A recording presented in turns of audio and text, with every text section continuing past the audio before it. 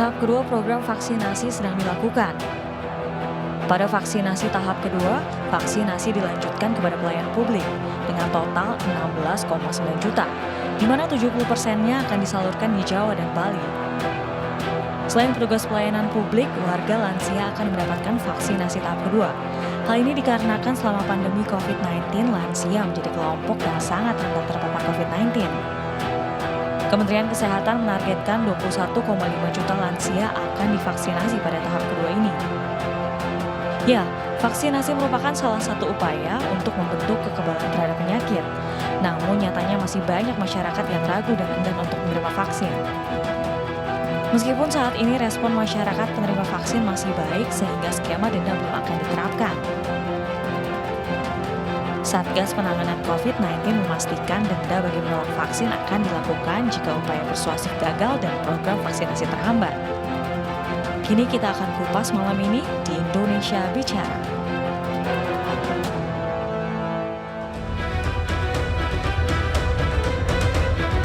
Ya, sesuai dengan tayangan tadi tema kita pada malam hari ini yaitu ragu vaksin ada sanksi. Dan seperti biasa sudah terhubung narasumber bersama kita pada malam hari ini yaitu Bapak Dr. Baksi Rondonuwu, PLT Direktur Jenderal Pencegahan dan Pengendalian Penyakit Kemenkes. Selamat malam, Dr. Baksi.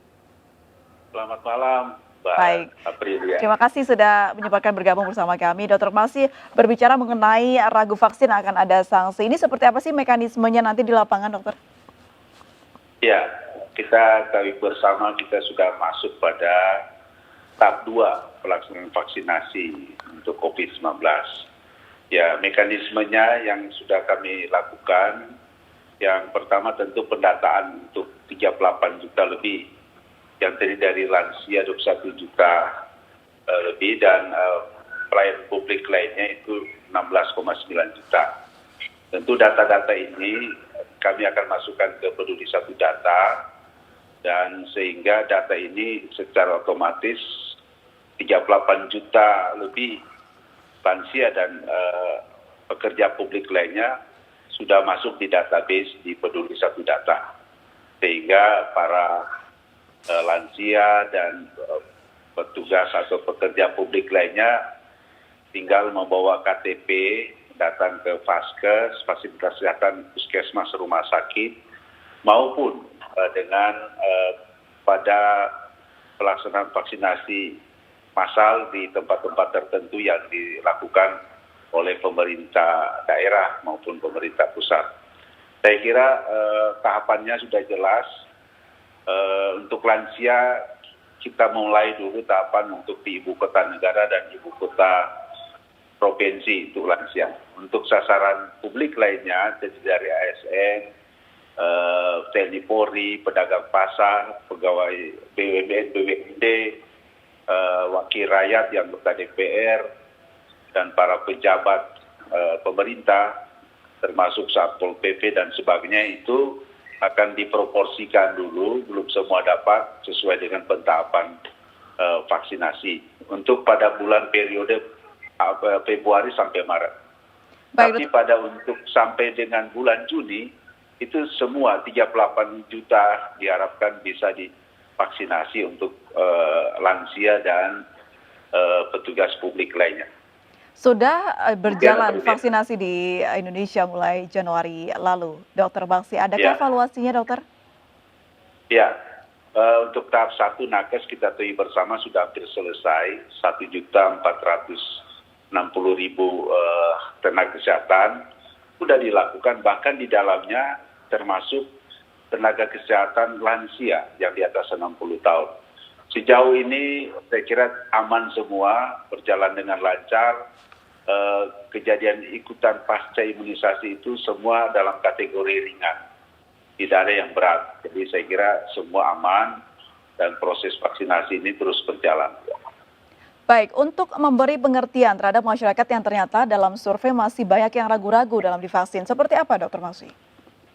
Ya, saya kira ini strategi komunikasi ini yang terus kami lebih masif lagi untuk melakukan sosialisasi. Tetapi saya kira yang paling penting adalah bagaimana kita masyarakat itu juga membantu.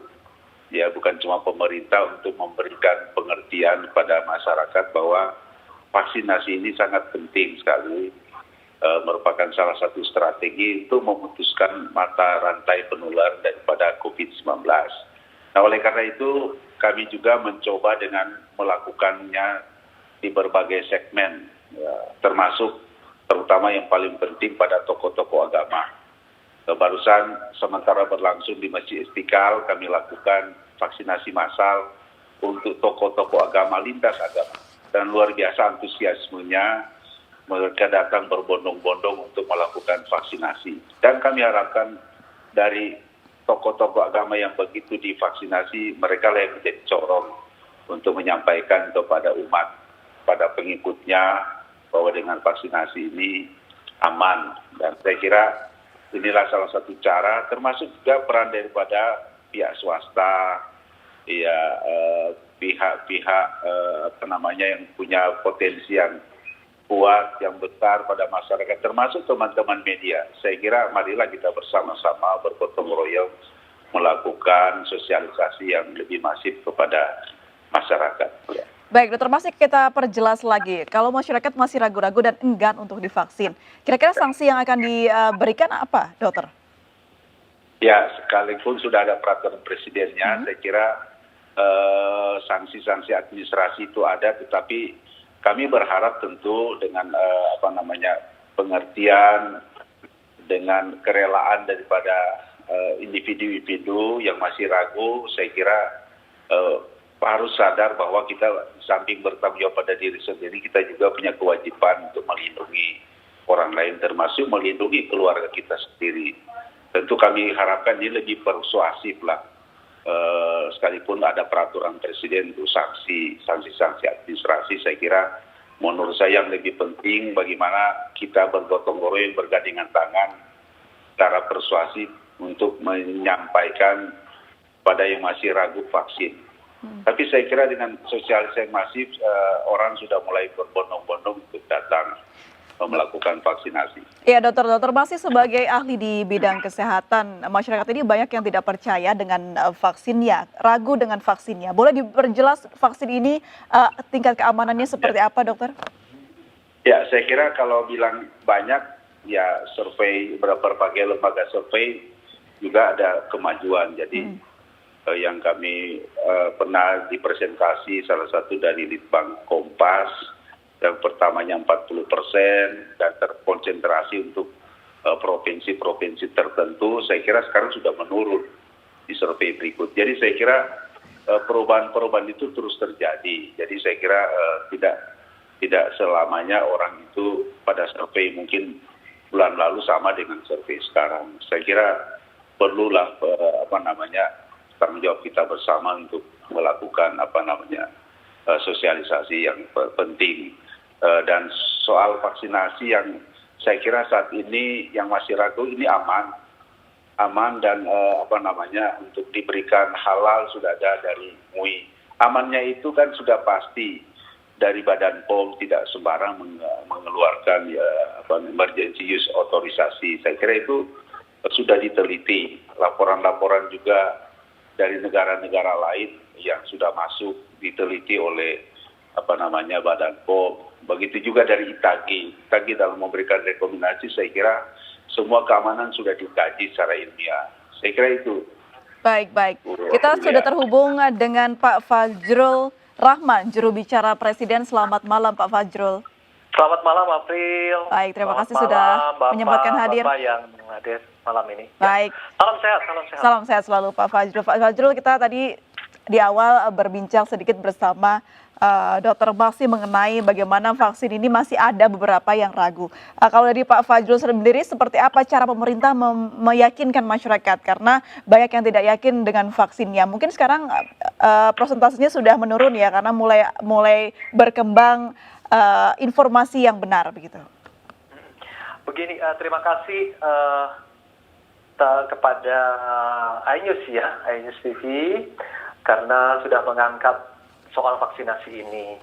Salam hormat dari pemerintah, dari Presiden Republik Indonesia. Kemudian kedua, kami ingin menyampaikan agar tetap disiplin 5M, memakai masker, mencuci tangan, menjaga jarak, menjauhi kerumunan, dan mengurangi mobilitas karena kita masih berada dalam masa pandemi dan bersiap-siap untuk vaksinasi. Kemudian yang ketiga, alhamdulillah sebenarnya berdasarkan survei yang dilakukan Kemenkes, itu hampir 60% lebih masyarakat itu percaya bahwa komunikasi atau informasi yang terbaik itu datang dari tenaga kesehatan.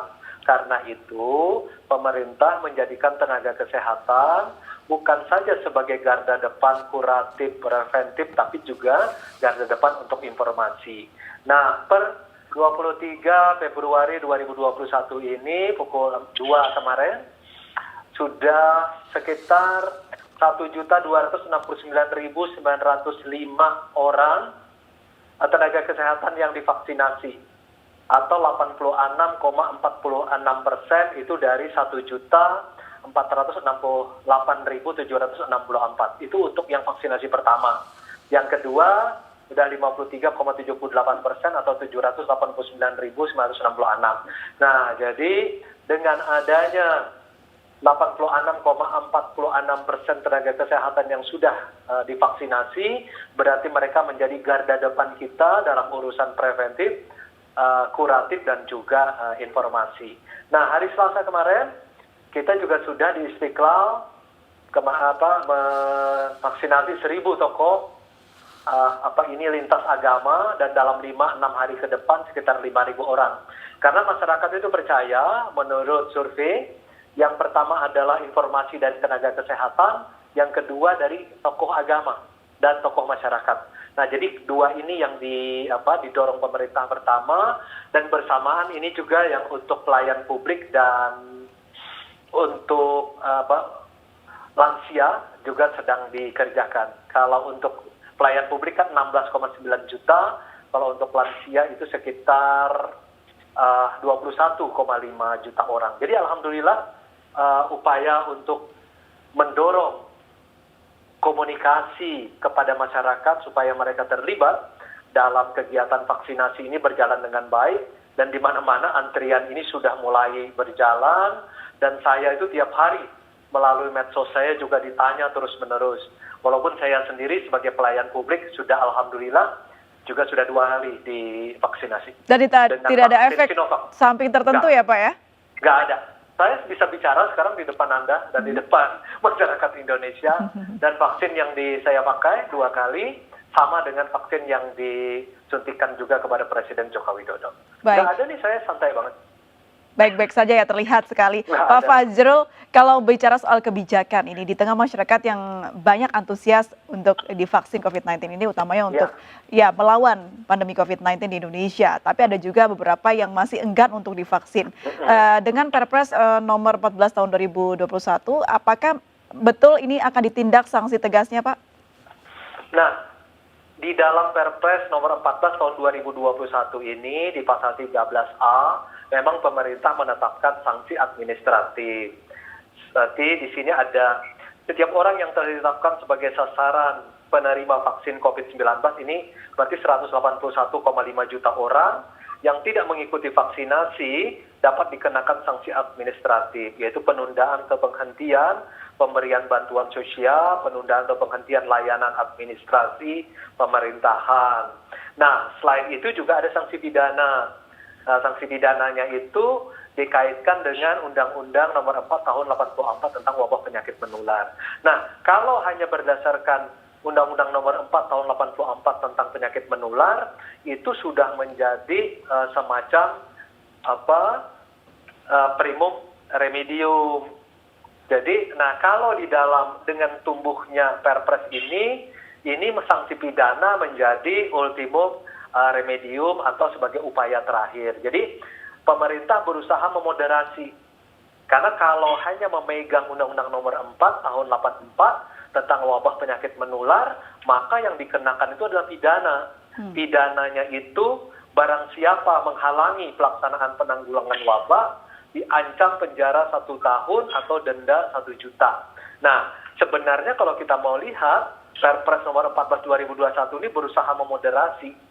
dengan menurunkannya menjadi sanksi administratif. Tapi ini juga Presiden mengatakan lebih kita utamakan pendekatan humanis, persuasif, karena itu yang lebih utama. Makanya yang sekarang kami kerjakan dengan strategi komunikasi seluruh Indonesia ini kan adalah supaya pendekatannya tetap humanis, dialogis, persuasif, sehingga sekarang masyarakat berbondong-bondong juga mau ikut divaksinasi. Baik, kita doakan agar vaksinasi ini berjalan lancar di Indonesia dan seluruh masyarakat Indonesia dapat divaksin dengan baik. Terima kasih Pak Fajrul, terima kasih Dr. Maksi sudah bergabung dan berbincang bersama kami. Salam sehat selalu. Selamat malam. Salam sehat. Jangan lupa pakai masker. Pemirsa, kita akan kembali sesaat lagi, tetaplah bersama kami di Indonesia Bicara.